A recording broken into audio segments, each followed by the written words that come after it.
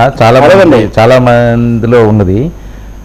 పుష్ప సినిమాకి అవార్డు ఇచ్చారా, అల్లు అర్జున్ యాక్షన్కి అవార్డు ఇచ్చారా? ఇప్పుడు అందులో రావణుడు ఉండొచ్చు, లేకపోతే ఇంకొక రాక్షసుడు ఉండొచ్చు, లేకపోతే ఇంకొక విలన్ ఉండొచ్చు, లేకపోతే ఒక దుర్యోధనుడు ఉండొచ్చు. ఏదైతే మనం విలన్ అనుకుంటున్నామో నెగిటివ్ పాత్రలు ఉన్నాయని ఆ పాత్రను పెట్టి అవార్డులు ఇస్తారు తప్ప ఏదో పుష్ప సినిమాకనో దీనికి కాదు కదండి. అల్లు అర్జున్కి ఇచ్చిన అవార్డుని ఏ రకంగా చూడాలి, దానికి దీనికి లింక్ పెట్టడం. You're right. ఎందుకంటే ఒక మన జర్నలిస్ట్ మిత్రుడు ఎమ్మెల్సీ తీన్మార్ మల్లన్న మొదలు పెట్టారు ఆ అవార్డు వెనక్కు తీసుకోవాలి అని. అవార్డు అల్లు అర్జున్ అనే నటుడికి ఇచ్చారు, నటనకి ఇచ్చారు. కథానాయకుడిగా ఆ పాత్రలో పుష్ప ఏవేవి ఉంటే అవన్నీ రామారావు గారు కృష్ణుడిగా చేశాడు, దుర్యోధనుడిగా చేశాడు, రావణాసుడిగా చేశాడు, ఇంకా కీచకుడిగా చేశాడు. ఇవన్నీ రామారావు గారికి అవార్డు ఇస్తే ఆ పాత్రలన్నింటికి ఇచ్చినట్టు కాదు. అల్లు అర్జున్ ఆ విషయంలో కూడా తనకు జాతీయ అవార్డు వచ్చింది. మొదటిసారి తెలుగు నటుడి జాతీయ అవార్డు వచ్చింది. ఇంతవరకు ఎవరికి రాలేదు. ఇంతవరకు రాలేదు అనే తపనతో నేను తీసుకొచ్చానని ఒక స్టేట్మెంట్ ఇచ్చాడు. సో ఇప్పుడు అవార్డులు రావటము రాకపోవటము, తీసుకోకపోవటము ఆ ప్రభుత్వాల మీద వ్యక్తుల మీద. నాకే ఒక అవార్డు వస్తే నేను తీసుకోలేదు, పెద్ద అవార్డే తీసుకోలేదు. ఇప్పుడు ఏదో అనుకోండి రామారావు గారికి పద్మశ్రీ అవార్డు ఇచ్చి ఆపేశారు అక్కడే. నాగేశ్వరరావు గారికి దాదాసాహెబ్ ఫాల్కే దాకా ఇచ్చారు.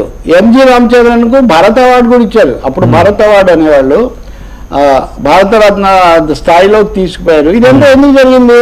ప్రభుత్వాలు కేంద్రంలో ఉన్నవాడు అనుకోవడం వల్ల. ఇప్పుడు కొన్ని పరిస్థితుల్లో మీకు అవార్డు వచ్చింది, మీ సినిమా కూడా హిట్ అయింది, అంతవరకు నిజమే. ఇప్పుడు వచ్చి ఆ పుష్పలో ఉన్న అంశాలన్నీ బలపరిచినట్టు అవార్డు కమిటీ. లేదా అల్లు అర్జున్ పాత్ర వేశారంటే ఆయన పుష్పన. అవును, ఇప్పుడు ఆయన పుష్ప కాదది, అదేదో గ్యాప్ ఇచ్చారంటే గ్యాప్ ఇవ్వలేదు, వచ్చింది అన్నట్టుగా అవార్డు వచ్చింది ఆయనకు. అంతేగాని కథ అంతా కాదు. ఆ మాట్లాడే మిత్రులు తెలుసుకోవాలి పోలీసు కథలు. రెండవదండి తెలివైన వాళ్ళే, నేను ఇందాక స్క్రిప్ట్ అన్నట్టుగా పుష్ప 3వ భాగం ఉందని ప్రకటించారు ఇప్పుడు. అవును, కాబట్టి మీరు పుష్ప 2 గురించి ఏదైనా మాట్లాడేది ఏ సందేశం అంటే లేదు 3వ భాగం వస్తుంది, మేము ఫైనల్గా ఏం చెప్తామో మీరు అందులో చూడండి అని చెప్పే ఒక అవకాశం కూడా ఉంది. 3వ భాగానికి కూడా 1000 కోట్లు వస్తే 4వ భాగం తీసే అవకాశం కూడా ఉంది. అవును, అంటే విషయాలు కళ్ళ ముందు అప్పటికప్పుడు మాట్లాడితే ఒక విధంగా ఉంటాయి, వాటి లాంగ్ టర్మ్ కంటిన్యూషన్ వేరే ఉంటుంది. Definitely you're absolutely right. Here Allu Arjun is awarded not Pushpa 2 or the smuggler of red sand. Smuggler ను వాళ్ళేమో అవార్డు ఇవ్వలేదు. అమితాబ్ బచ్చన్ గారికి ఇస్తే దివార్ తీశాడు, హాజీ మస్తాన్ అనే స్మగ్లర్ కథ, అది పెద్ద అల్లు అర్జున్ అమితాబ్ ఎక్కడితో తీసుకుపోయింది. అందుకని ఆనంద్లో అమితాబ్కి ఇచ్చినట్టు ఇంకోటి అది సెన్సేషనల్ హిట్ అయింది. సార్ పాత్రలో ఇదేనండి సార్ పెద్ద సమస్య మీరు తెచ్చింది. పాత్ర వేరు, కథ వేరు, రాజకీయాలు వేరు, కుటుంబాలు కులాలు వేరు, ఆంధ్ర తెలంగాణలు వేరు. వీటన్నిటినీ కలగాపులగా చేసి రుబ్బి కన్ఫ్యూజ్ చేస్తున్నారు ప్రజలను. Yes, Allu Arjun is an energetic star, ఎవరైనా ఒప్పుకుంటారు.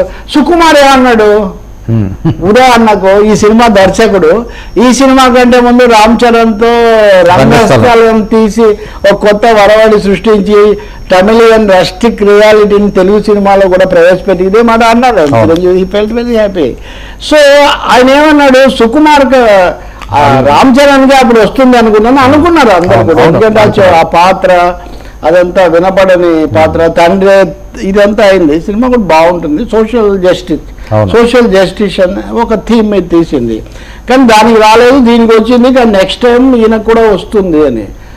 ఇప్పుడు ఈయనకు కూడా వస్తే ఇంకో హీరోకి వచ్చింది, మంచిదని మనం అభినందించవచ్చు. లేదు వక్రంగా చూసేవాళ్ళు అన్ని మెగాదాలకే రావాలా అని కూడా మాట్లాడవచ్చు. ఎంతసేపటికి మీ చుట్టే తిరగాలని. సరే, అక్కడ శ్రమ లేదా, అక్కడ కష్టం లేదా, వాళ్ళు అవేమీ చేయలేదా? ఒక 3-4 ఏళ్ళు శ్రమపడి ఊరికినే ఏం రాదు సార్, ఏది ఊరికినే రాదు. అని నేను చెప్పదలుచుకుంది ఒకటే, సీతక్క అనడం నాకు మరీ ఆశ్చర్యం. ఎందుకంటే ఆమె మావోయిస్ట్ నేపథ్యం నుంచి వచ్చినటువంటి వ్యక్తి. పోలీసులు, ఎన్కౌంటర్లు, మానవ హక్కులు, చాలా సమస్యలు ఉన్నాయి. అయితే ఒకటి, పోలీసులు కూడా ప్రజల్లో భాగమే. నీతో వస్తాను పోలీసు అన్న ఏదో పాట ఉండేది.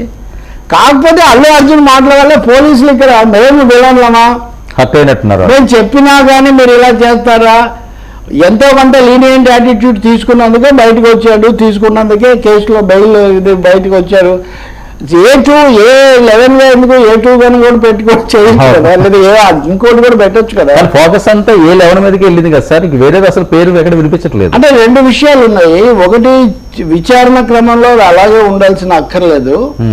రెండోది ఏంటంటే కాజ్ ఆఫ్ ది స్టాంపేడ్ ఆయన అక్కడికి వెళ్ళటం అనేది ఒకటి ఉంది కదా ఇక్కడ ముఖ్యమైన అంశం. రెండో చర్చ కూడా దాని చుట్టూ జరుగుతుంది కదా. కాబట్టి ఎవరిని ముందు ఎవరిని వెనుక అన్నది ఇదే ఆర్డర్లో చేయాలని ఏమి ఉండదండి. ఓకే, ఇదే ఆర్డర్లో చేయాలని ఏమి ఉండదు. అసలు ఇంకో మాట అడుగుతాను వర్మ, నేను మిమ్మల్ని, సల్మాన్ ఖాన్ లేదా సంజయ్ దత్ ఎన్ని రోజులు ఉన్నాడు? ఇప్పుడు ఒక 24 గంటలు కూడా కాకుండానే ఈ సీన్ మరీ ఎక్కువగా పండించాలనుకోవడం వల్ల ఇంత పరిస్థితి వచ్చింది. కానీ లేకపోతే కార్లో కూర్చోబెట్టుకొని జీప్లో వాళ్ళు తీసుకుని అక్కడ కూర్చోబెట్టి ఒక 24 గంటల్లో ఇట్లాంటివి మామూలుగా సైలెంట్ గా లోకీలో జరిగేవి. ఊహించని విధంగా ఇది వెళ్ళిపోయింది కదా. ఊహించని అదే హైప్, ప్రతి దాన్ని హైప్ చేయాలి. నేను ఇందాక అన్నాను కదా, క్రౌడ్స్ కాంట్రవర్సీస్ దోహదం చేస్తాయి అనే ఒక ఆలోచన కూడా దీని వెనుకుంది. ఇప్పుడు ఆ రెండో రోజు అంత విజయోత్సవం కూడా అటువంటిదే. అంతమంది బారులు కట్టి వచ్చి చేయాల్సిన అంత లేదు. ఫోన్లో కూడా అభినందించవచ్చు. అదే సాలిడారిటీ. ఇప్పుడు ఏమైంది ప్రశ్న, నిజానికి అక్కడ చనిపోయిన ఘటనకు దీనికి ఏం సంబంధం లేదు. కానీ చనిపోయిన వాళ్ళకు సంఘీభావం చెప్తా సానుభూతి చూపిస్తారా? అప్టాలు 10-14 గంటలు మాత్రం లోపల ఉంటే ఆ వ్యక్తికి సంఘీభావం అని అడిగే ఒక అవకాశం ఇచ్చారు, రేవంత్ రెడ్డికి లభించింది. ఇప్పుడు వాళ్ళు పరిశ్రమ పెద్దలు మేము వస్తాం అన్నప్పుడు నన్ను అడిగితే, ఒక శ్రేయోభిలాషిగా అడిగితే తర్వాత కలుగుతారండి, ఇప్పుడు ఏముంది ఇంకా ఈ కేసు ఇది కావాలి కదా అని మీరు చెప్పుండొచ్చు. ఆలోచన వాళ్ళకి లేదు, ఇది మొదటి నుంచి లేదు. ఇప్పుడు మీరు అదే కదా, మీరు ఆ రెండో కేసు కూడా సమాంతరంగా మీరు చూస్తే మన మోహన్ బాబు కేసు కూడా మాట్లాడము. ఆయన ఏం తక్కువ, ఆయన చాలా సినిమాలు, బట్ ఆయన కొంచెం వ్యక్తిగతంగా ఆయన అక్కడ వాళ్ళ మీద దౌష్ట్యం చేశాడనేది ఆయన మీద ఉన్నటువంటి వ్యవహారం. కానీ ఆయనకు కూడా మీడియా వాళ్ళంటే అక్కడ ఏం లెక్కలేదు, పబ్లిక్ అంటే దాని మీద గురించి ఏం లేదు. ఆఖరికి కొడుకే కేసు పెడుతున్నాడు. ఇప్పుడు మీరు లాజిక్ హెస్ 2 sides అని లాజిక్ చాలా ఉంటుంది. ఇప్పుడు ఆయన కూడా బెయిల్ రద్దు చేశారు, బెయిల్ ఇవ్వమని నిరాకరించారు. ఈ వార్త రాసినందుకు మీడియా మీద ఆయన దాడి చేశాడు. ఇవన్నీ అబద్ధాలు లేనిపోనివన్నీ రాస్తున్నారు. ఎన్ని కథలు సృష్టించారు. వాళ్ళు కూడా పోలీసులు ఎలా బిహేవ్ చేయాలో మోహన్ బాబు కూడా చెప్పాడు. ఇప్పుడు ఈ కేసులో కామన్గా ఎమర్జ్ అయిన ముందుకు వచ్చిన ఒక అంశం ఏంటంటే బౌన్సర్స్. అవును, మీ సేఫ్టీ కోసం, సెక్యూరిటీ కోసం మీరు బౌన్సర్స్ పెట్టుకోవచ్చు, అందులో ఏమీ తప్పులేదు, ఎందుకంటే ప్రజలు వస్తారు కాబట్టి. కానీ అదే సమయంలో బౌన్సర్స్ అనేవాళ్ళు అసలు ఎన్ఎస్జీ గార్డులను మించిపోయి జనం మీద విరుచుకుపడడానికి అవకాశం లేదు. ఇప్పుడు పోలీసుల మీద కూడా పడ్డారని. ఇప్పుడు ఎంతవరకు అల్లు అర్జున్ కాపాడడానికి బౌన్సర్లే, కానీ అల్లు అర్జున్కు ప్రజలకు లేదా పోలీసులకు మధ్యలో వాళ్ళకు ఇనుప గోడలాగా మారిపోయి అది చచ్చిపోయారండి. ఇక్కడ ఉండడం ఆయన భద్రతకు మంచిది కాదండి, ఆయన వెళ్ళిపోతే మంచిది కాదని మేము చెప్తాం. కంప్లీట్ గా వాళ్ళు రౌండ్ అప్ చేసి కాదండి, పోలీసులకు కూడా కాదే స్థితికి బౌన్సర్లు వెళ్ళిపోతే